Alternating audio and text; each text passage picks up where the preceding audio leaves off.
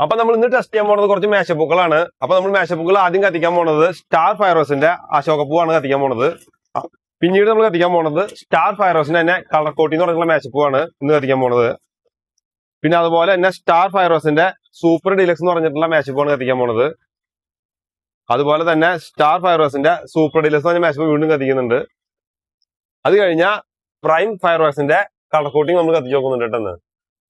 നമ്മൾ ആദ്യം കത്തിക്കുന്നത് സ്റ്റാർ ഫയർവർക്സിന്റെ അശോകപ്പൂവാണ്. പിന്നീട് നമ്മൾ കത്തിക്കുന്നത് സ്റ്റാർ ഫയർവർക്സിന്റെ തന്നെ കളർ കോട്ടിയാണ്. അത് കഴിഞ്ഞ് പിന്നീട് നമ്മൾ കത്തിക്കുന്നത് സ്റ്റാർ ഫയർസിന്റെ തന്നെ ഡീലക്സ് പൂവാണ്. അത് കഴിഞ്ഞ സ്റ്റാർ ഫയർസിന്റെ തന്നെ സൂപ്പർ ഡീലക്സ് എന്ന് പറയുന്ന ഒരു മേശപ്പൂവാണ് പിന്നെ കത്തിക്കുന്നത്. അത് കഴിഞ്ഞ ജെ ഫയർവർക്സിന്റെ ഒരു കളർ കൂട്ടിയാണ് കത്തിക്കുന്നത് കേട്ടോ. അപ്പൊ ഈ 5 ഐറ്റം മേശപ്പൂക്കളാണ് നമ്മൾ ഇന്ന് കത്തിക്കുന്നത്. അപ്പൊ അതിന്റെ വർക്കിംഗ് ആണ് നോക്കി നോക്കാം.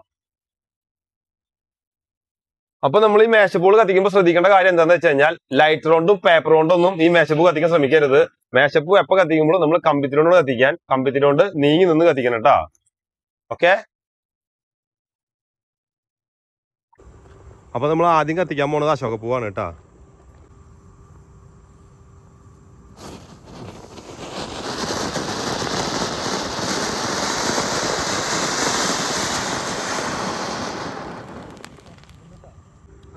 ഇനി നമ്മൾ കത്തിക്കാൻ പോണത് കളർ കോട്ടിയാണ്.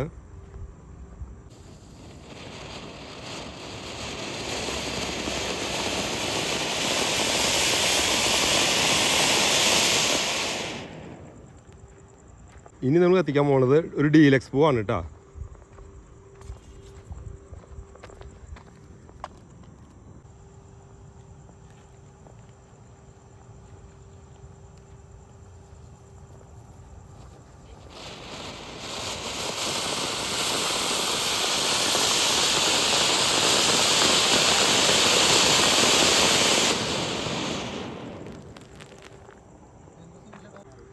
ഇനി നമ്മൾ കത്തിക്കാൻ പോണത് സൂപ്പർ ഡീലക്സ് ആണ് കേട്ടോ.